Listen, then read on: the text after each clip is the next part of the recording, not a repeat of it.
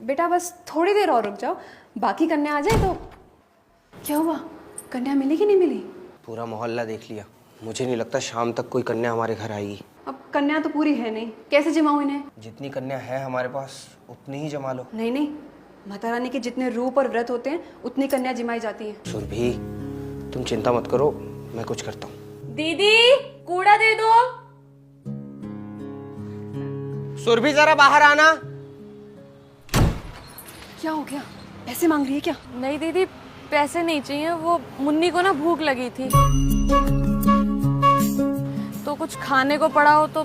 मुन्नी बेटा, आप स्कूल नहीं जाते? भैया कुछ आप इसको ना कुछ खाने को दे देना, तब तक मैं ना बगल वालों का कूड़ा ले आती हूँ। मुन्नी तू यहीं रही हो, मैं भी आ रही हूँ, है यहीं रुक। तुम इसे कुछ खिला देना, मैं अंदर कन्या जमा रही हूँ। अरे सुरभि, मुन्नी भी तो कन्या ही है ना।